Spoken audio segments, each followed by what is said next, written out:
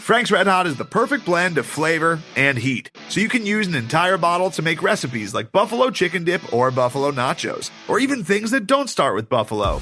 Frank's Red Hot, I put that on everything.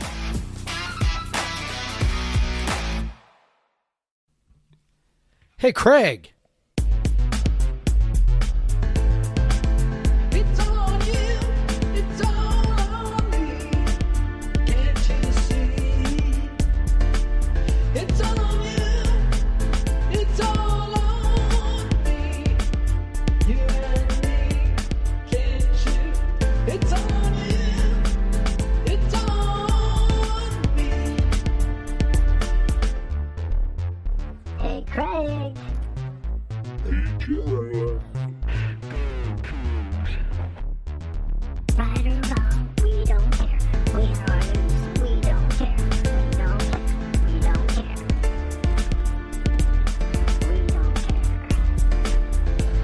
Hey, Jeff. Here we are. We've thought every game this year has been so hard to predict. This team is so hard to pin down.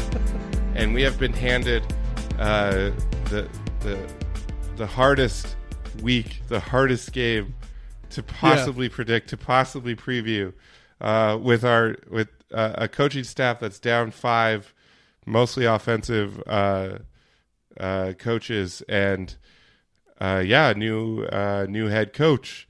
Lost your play caller. It's half of your offensive coordinator. I don't know what to do. But this is the Podcast versus Everyone, episode 141, BYU preview, and we're going to do our best under these uncertain times to preview this game. Unprecedented times. Hey, well, I said in I've been writing my preview. It's in there. If there's any group of guys that could handle this type of adversity, it's these ones. These guys, they've handled all the adversity, especially the upperclassmen. These guys have had a 3-game winning streak amidst thinking their coaches might be gone. So I think they can handle it. I don't know if that'll be impact, but there may be impacts just based on you just don't have the coaches there. You got a bunch of you're hiring new coaches. You have a different guy in charge. You have a different guy calling the plays. All that stuff makes it a little harder to figure out.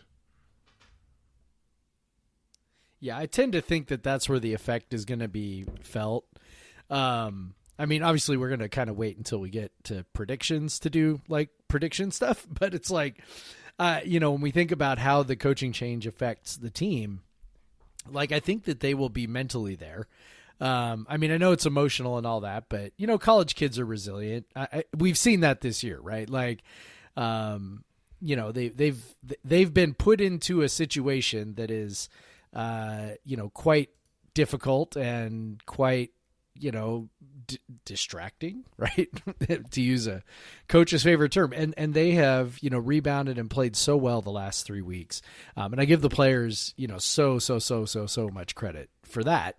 And so I don't think there's any reason to think that they won't, be up for this game either. But yeah, I mean, I do think that, being down so many coaches, where that comes into effect is things like, making adjustments during the game, noticing what's going on the field. And, when you got sort of a whole bunch of eyeballs right on the field and trying to figure out, okay, where are the soft spots, what's the offense doing that our defense needs to adjust to.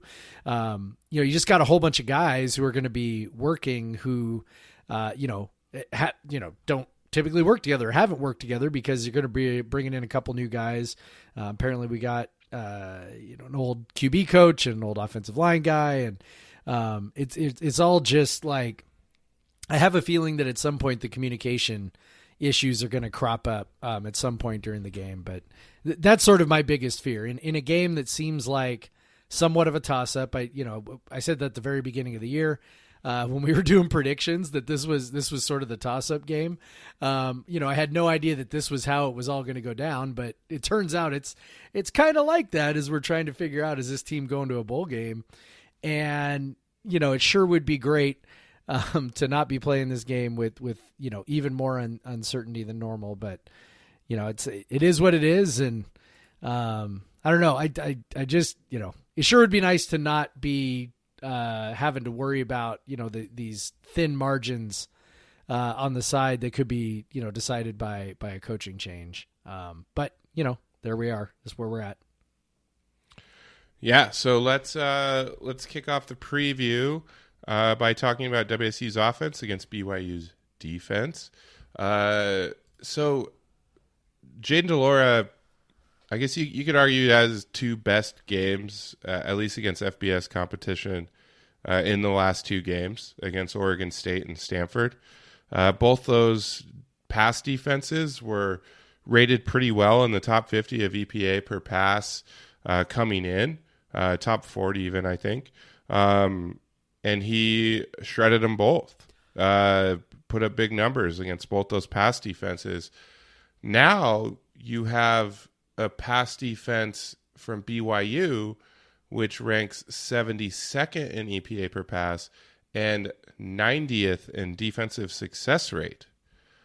So can Jaden keep this going? Can he even ascend higher?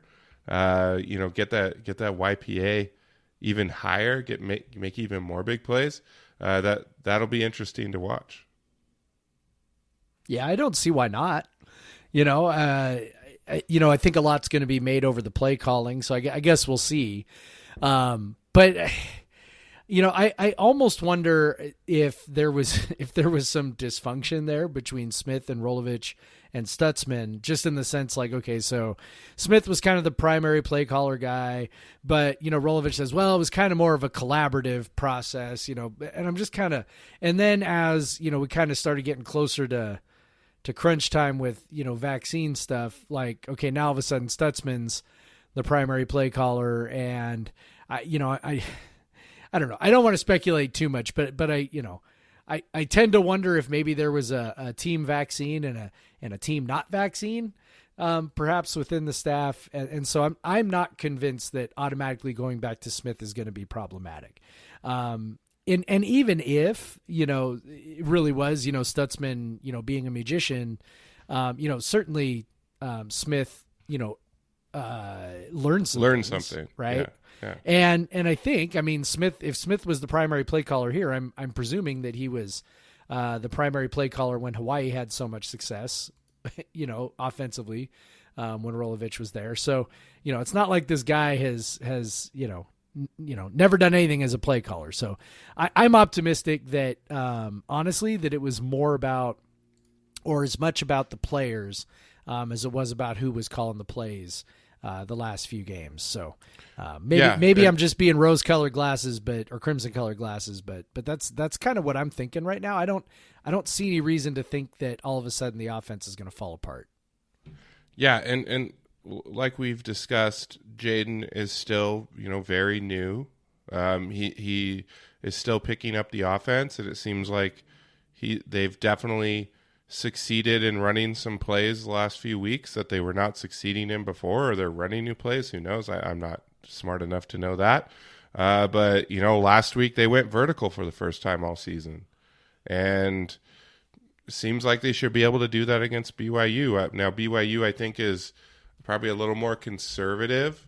I don't know if they play man like I wish I could tell you, but they strangely they give it all up on third and fourth down. That's their big issue.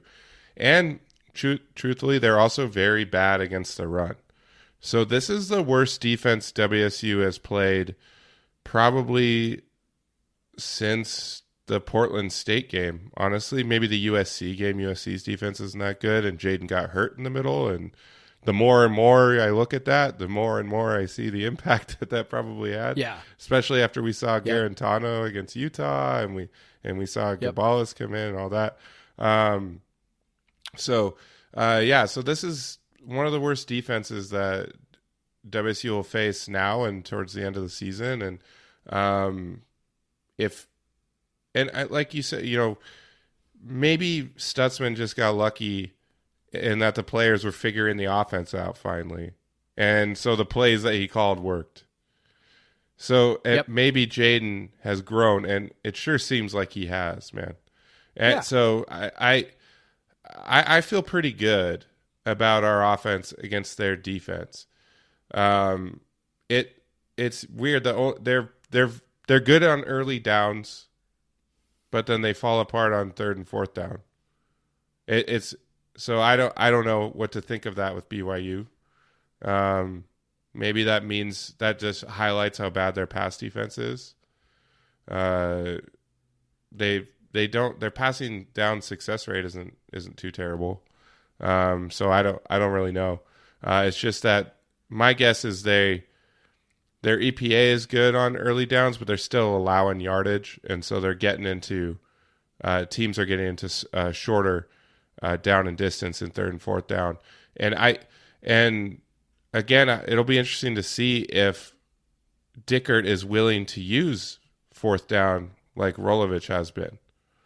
You know, obviously they went 0 for 2 last weekend in field goal position, going for it. But I think if that continues, that it'll ultimately prove beneficial. They'll get some touchdowns when they weren't going to get one and all that. So that'll be interesting to watch. That I don't know why BYU is so freaking bad. 47% success rate on third and fourth down. They're giving conversions almost half the time on those downs. That's really bad. So bad. That's so bad. So I listened to the BYU guy on the Coug Center Hour earlier this week on Michael's podcast, and he was kind of talking about how for them they feel like that their defensive staff doesn't adjust well. That's kind of their MO is they just don't adjust. Which it was kind of funny to listen to him because I'm like, oh yeah, like I've heard that one before, right? But they also have a defensive head coach, a guy who at one point we were like, maybe this guy will come be defensive coordinator of Mike Leach, and obviously that never happened. But it's kind of interesting they have a defensive head coach and their defense is sort of the source of their struggles right now. I do wonder, I think you bring up a really good point with, how the philosophy changes with Dickert in charge. I don't know, man. I'm curious. Like Dickert, I know that there are a lot of people who felt like he won the press conference, which, that's great. There were just some curious things he said in there, and I could be reading way too much into it. But somebody asked him, about how, if the offense was going to change, and the answer wasn't no. Like it wasn't like, yeah, no, we're great. We're going to keep doing what we're doing. It was like, well, I don't anticipate it changing much. That's always like kind of like a dog whistle to me when I start hearing stuff like that, because I'm like, what does he want? Does he want us to establish the run now because he's a defensive coach? Like, I don't know, man. It's gonna be interesting. We know defensive coaches tend to skew conservative in terms of their offenses. Not always, and it's not always.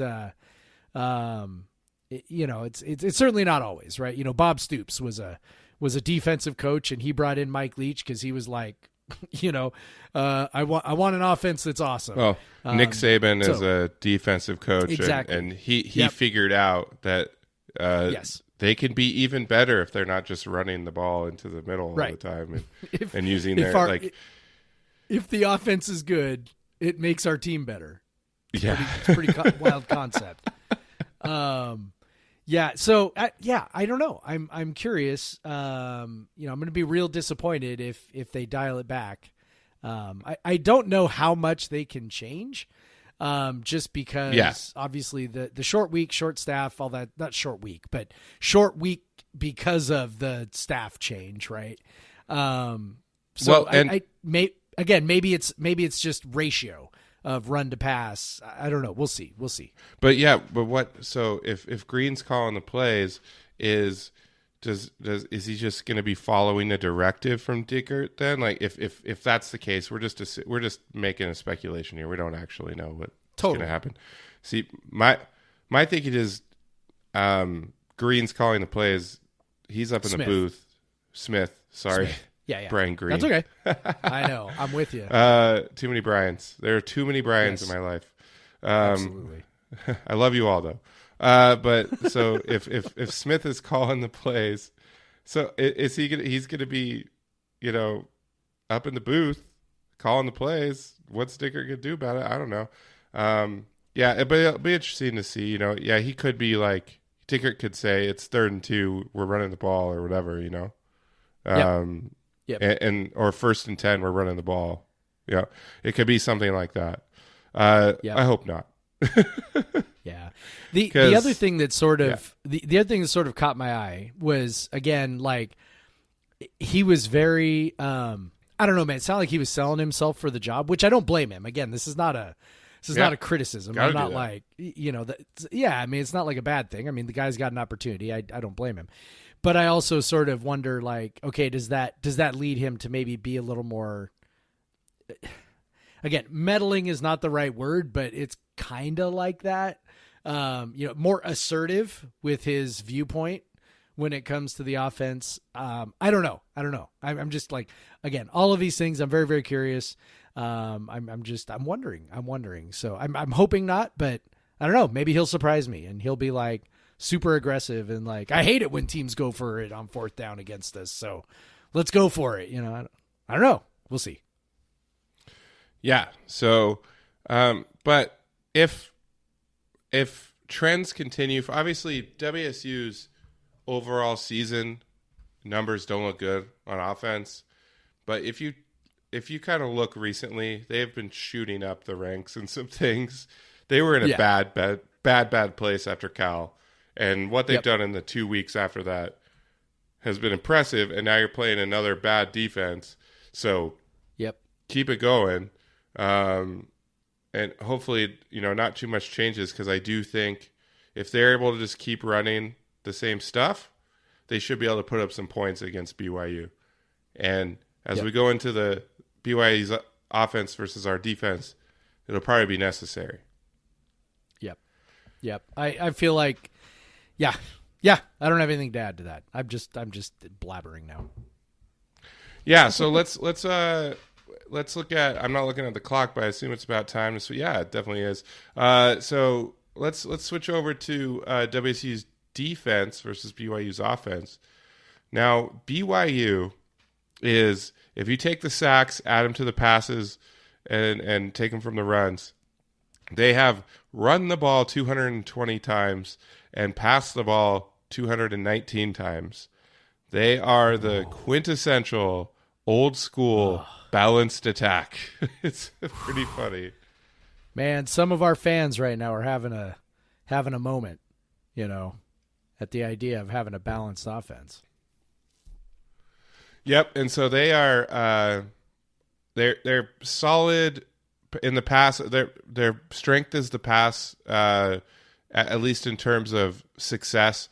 30th in EPA per pass, 22nd in success rate. Their overall offensive success rate is very good, 45%, 19th. So they're having a good play quite often. And then they're rushing. Their EPA per rush is not amazing. It's kind of middle of the road, 50th, but their success rate is 26th.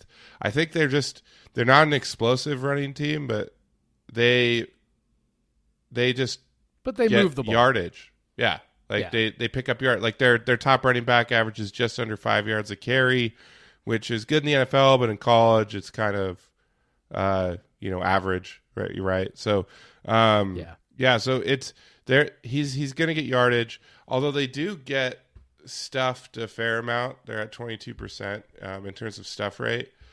So that's something that WSU is going to need again, like the magic that they get. That passing game, WSU allows a high success rate, but they still have a good EPA per pass because they make those big plays. So they're going to need that again, because it seems like BYU is probably going to put up yardage, but it'll come down to, can WSU make those plays to limit the points? And they've done that the last few weeks. So, but the one issue is BYU has only turned the ball over 7 times all year in 7 games. So, that is a challenge, and that has led to them also being very good in field position because they don't turn the ball over very much. So it'll be interesting. Yep. And it's that, we talked about third, fourth down success rate the other way. Their offense is 41st nationally, 46%. So it's not like they're amazing, but they're pretty good. And we know that our defense has sort of made a living this year off third and fourth down stops. So, I will give our defense a lot of credit for this. Against Stanford last weekend, they started the game off really well doing what they do with third and fourth downs. And then the fourth quarter came around and they were having a hard time getting off the field. Stanford was, starting to convert some stuff and moving the ball. And, so it started to feel a little more dicey. The fact that they were able to come up with enough plays to win that game without being sort of, because we talked about how they've been actually, relatively dominant, right, on third and fourth down, during the first two games of this winning streak. They weren't dominant on third and fourth down on Saturday, and yet they figured out a way to make it happen. So, I think that's a real encouraging sign, right? Because we've been talking about, what's sustainable, what's not, right? What's predictive going forward, what's just, kind of noise and fluky. So I felt really good about the fact that they, kind of were giving up some first downs. We're having a little bit of a tough time with third down. I don't have the number in front of me of what Stanford's third down percentage was overall. Actually, I do. It's right here. It was, so they were 5 of 13 overall. But if I look at now it's not working. Anyway, I know the second half was better. The first half was worse. Second half was better. So, anyway, I'm encouraged by that and hoping that, this is a sign that kind of the defense is stabilizing, kind of moving beyond, riding that razor's edge of, do we get a fourth down stop or third down stop or not? And just figuring out a way to maybe be a little more stable and not quite so risky with those, what oftentimes are kind of 50-50 plays. I do have some bad news for the mobile quarterback phobic out there.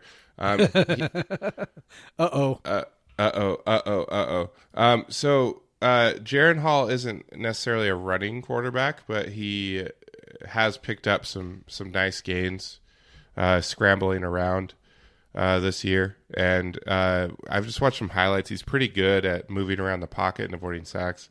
So he's definitely a guy that if he breaks contain, he can pick up a first down. Kind of more like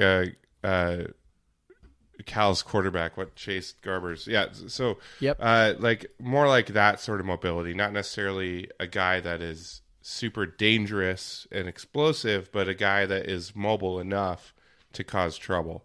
And so that could be an issue, especially because WSU likes to go all out on passing downs and stuff to try to get after the quarterback.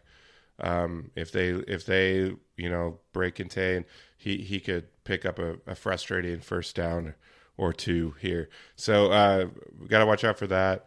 So it's can WSU keep up getting those big plays? They've relied on turnovers pretty heavily, but now you're playing a team that just doesn't give the ball. The 3 interceptions, 4 lost fumbles this year. That's it. That's going to be tough if they can, get turnovers on them. Then maybe this is something that they have. Maybe it is an attribute that they possess.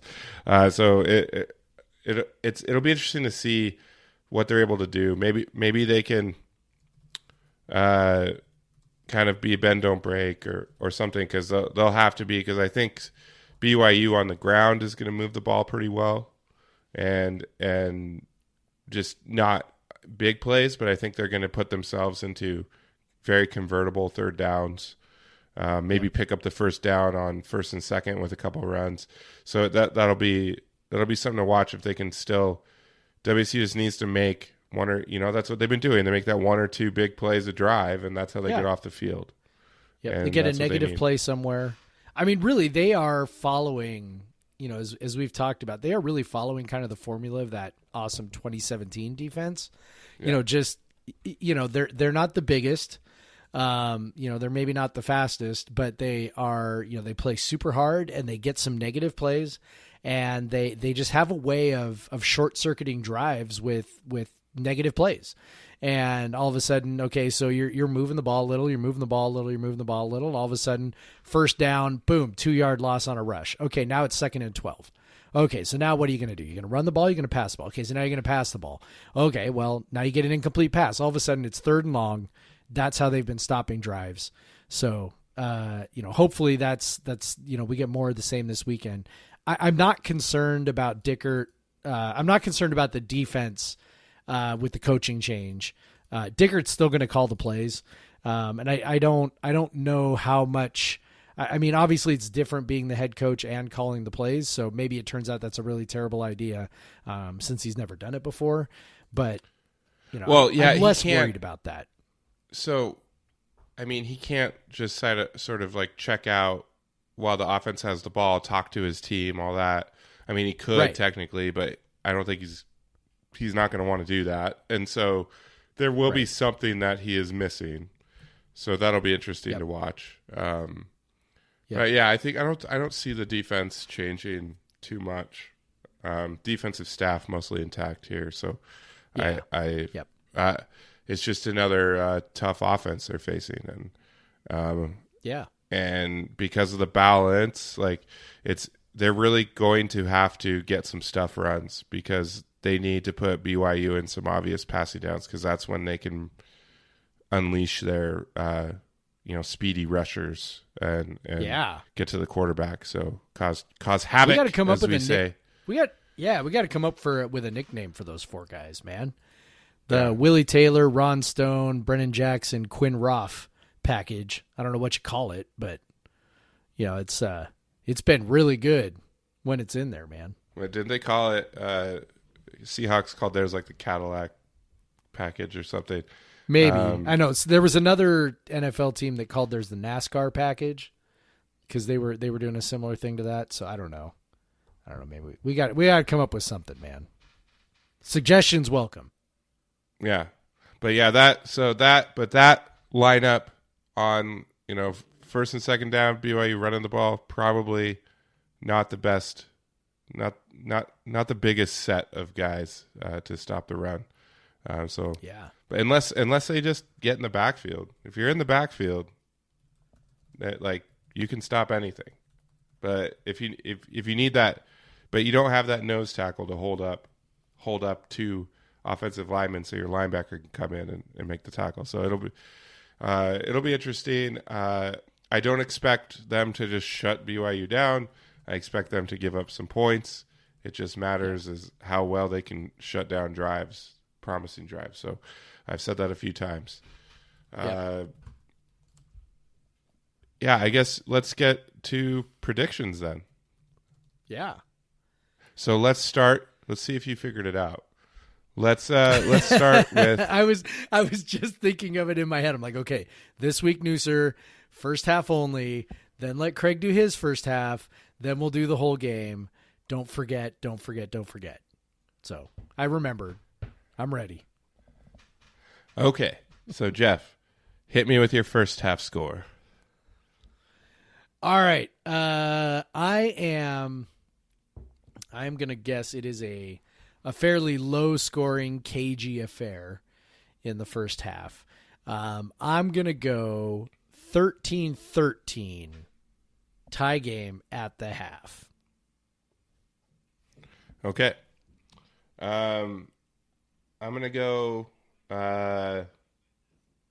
instead of field goals or missed extra points that you said, I'm going to say it's 14 Cougs, BYU 10. So 14-10. Okay. Our Cougs, the Pullman Cougs. Our Cougs. At halftime. So you got 13-13 at halftime. We're coming out in the second half. How do we play? How does the score end up? I think it ends up, I think it continues to be about on that pace. So I'm going to go Let's go 26-20. The Real Cougs. Ooh. So I'm just curious. Are you saying Janikowski's going to kick 4 field goals, or are you saying Janikowski's going to miss an extra point and then maybe they miss a 2-point conversion? I'm saying 4 field goals. Dean Janikowski, special teams Pac-12 Player of the Week. I'm calling it now because we now have a coach, a defensive coach who's going to be like, kick it, take the points. That's what we're doing. No more going for it on 4th down. We're going to be kicking it, taking the points. That's what I'm thinking. There's always a few people around me in the stands that are be very happy about that. I hate it, but I think that's what's going to happen. Go for it. I had 14-10 Cougs. I'm feeling pretty good about picking the Cougs last week, so I want to do it again. Yeah. The WSU Cougs, of course. So I'm thinking both defenses get a little tired in the second half. We get a little bit more puntos put up on the board.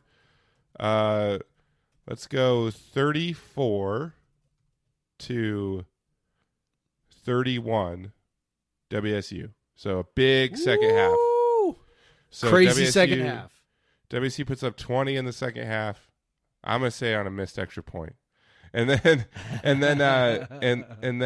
a blocked. I'll say a blocked extra point again, and then BYU puts up 3 touchdowns, makes things scary, but the Cougs prevail, 34-31. Let's get the weird. WSU Cougs. Let's get weird. Let's get weird. Yeah, it's gonna be weird. Be like, go Cougs! Oh, they're doing it too. Yeah, because I have a feeling there's going to be quite a few BYU fans. So I maybe less than there would have been a couple weeks ago when they were undefeated and ranked number 10. I was like, come on, BYU, why couldn't you be ranked when you came in? That would have been fun. I know. I wanted some of that, and now it's like, womp womp. This is going to be an interesting experience. Thanks to our friend Brad. Who won it in an auction. We're going to be up in the Legends Lounge, which is the Gray W Club in the football operations building with catered food and a bar, just all for us. So that'll be interesting, an interesting perspective. Now, if it's a close game, like you're just behind glass. I don't, there's some rowdy folk that are going to be that I know, some real rowdy folk in that group. So I'm gonna see what it's gonna be like. If somebody comes flying out the window and into the zoo crew there at the bottom, like. Well, it's the band now. Oh, that's right. It's the band again. That's right. I forgot about that. Yeah. So I don't know, man. If somebody comes flying out of a window, we'll know what happened. Yeah. So and I'm excited. My dad and his wife are going to be there as well. It was a gift from their realtor. He reached out to me and said, hey, I want to get him tickets for a game that you're going to. And I said, well, I have a deal for you. They will be real excited about this. So we're real excited for that. It's going to be a different perspective. I hope we get that 4th straight Wazoo win. That would be pretty cool. Yeah. Cool. Especially I really want it for these kids, the week they've had, the year they've had, to come out, get that 5th win. And then you got 4 more games to get that next one. Because if they could end the season with bowl eligibility, that would be a hell of an achievement. That'd be incredible. So this would be a huge step. BYU is not a pushover, especially on offense. It's going to be tough. But so hopefully, everyone's been asking the fans to show up and support these guys. Hopefully people do that. We get a nice atmosphere again like we had last weekend, and it could be fun. So if that would be great. If you want to follow us on the socials, I'm at the Craig Powers on Twitter. I'm at Craig W. Powers on Instagram. Be posting pics of that Legends Lounge.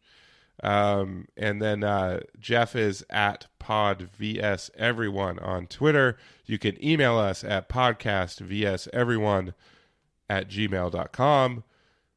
You can rate us 5 stars on iTunes or wherever. Yes, you can. Mostly iTunes. And you can leave a nice comment. Tell us how great we are. Or the other way. I don't know. Just leave 5 stars. But yeah, Jeff. Go Wazoo Cougs. Yeah. No, how about this? So, all right. So we got the Go Cougs hashtag, right? That has all sorts of like cross-pollination between the two programs. BYU uses it more. You and I know. And so you and I have taken to, and a lot of other people have taken to GFC, right? So and we know they ain't going to. Let's just do that. They are not. So let's Cougs. just go ahead and do that. Go fucking Cougs, Craig. Black Lives Matter. Black Lives Matter. Get fucking vaccinated, folks. Come on, folks. Vaccinated. I'm having a hard time finding the button here.